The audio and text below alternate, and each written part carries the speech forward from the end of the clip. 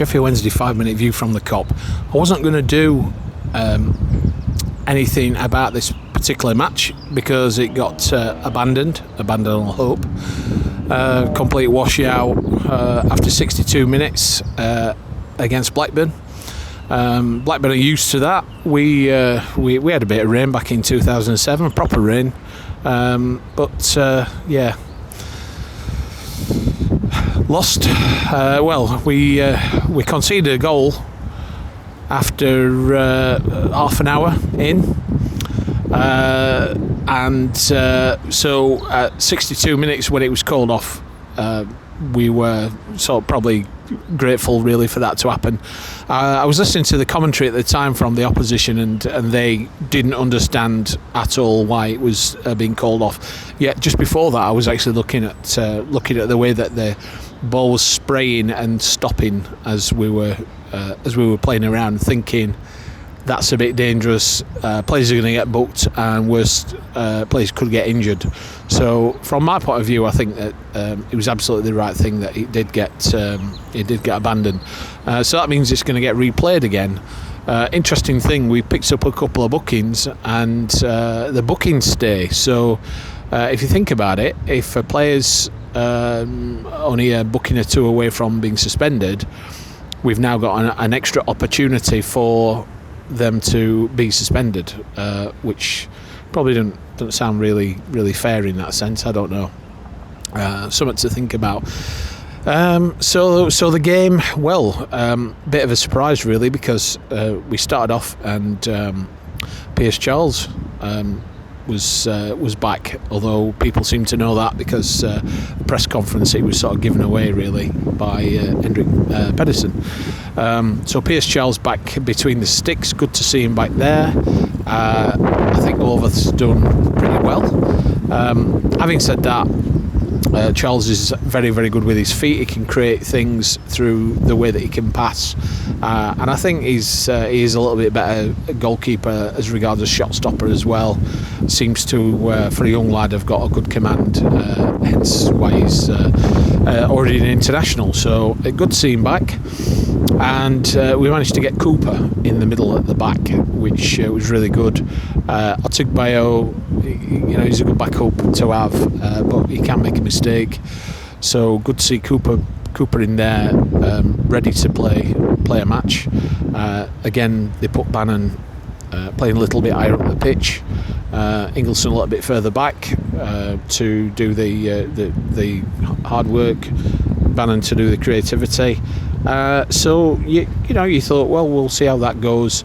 I think given the conditions, listening to the View from the Other Side podcast beforehand, I was sort of expecting the way that they were talking, despite the fact that they'd won 1 out of 9 out of the last 9, I think, at home. I was sort of thinking that I would expect that they were going to come out of the traps and have a go at us. And to be fair, for the 62 minutes, it were pretty even.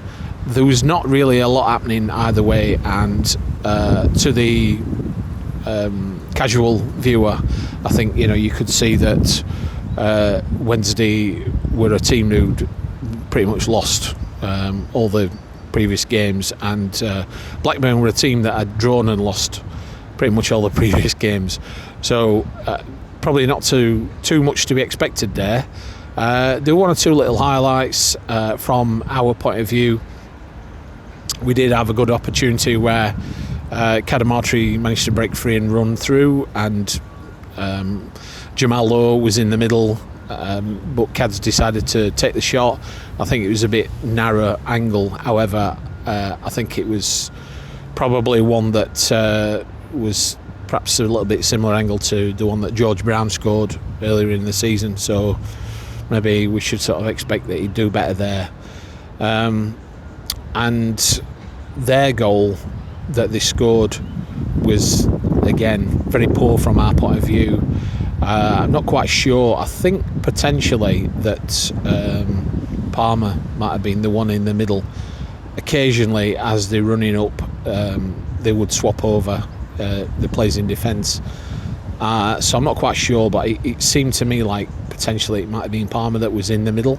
completely lost his man, and they sent the ball over, and it was a simple tap-in really. Very well taken goal, very poorly defended goal, as you'd sort of come to expect. There's nothing really that Charles could have done against for that particular one. So we got to 62 minutes, and they decided to call a stop to the proceedings. It was raining at that time. The ball was bounced up by the referee and basically just stopped dead. It was not bouncing at all, and he just took it all over the pitch, gave the crowd a little bit of entertainment, because he was throwing it up, and every time he threw it up, the crowd was sort of going whoa, you know. So but really, I think the rain did very well, and they said we'll give it 10 minutes. It rained some more, which is not really going to help. So what did they do? Did they come on with the old style, with the forks? They obviously got a drainage problem at Blackburn. Apparently they've got no drainage at all, and it's in quite a low lying place, which is surprising really, to say that, you know, they won the league a long time ago now, but you'd expect that they would have had some kind of decent drainage. But again, it's another club, I think, that are on the sell, you know, just trying to run things as cheaply as possible and get rid of as much as possible at this moment in time. So it got abandoned. It was probably a good thing for us. We've got to play it again. We've got another match coming up shortly on Tuesday with Watford, so gives us an opportunity to again try something else. One thing I'd say on that, I think that there's been some minor tweaks recently, and I think that we look a little bit more likely. I think, you know, we're still short of options. We're short of options up front. Nathan Redmond's now out injured, so he's turned up, stuck his shirt on, called the club massive, and he's taken his place on the injury table. So that's hopefully that's not going to be too long. We don't want another. Well, he'd be a lot shorter, but you know, another Alman Abdi style player. We've had enough of that. So let's see how we go on Wednesday. Until then, bye for now, and up the Owls.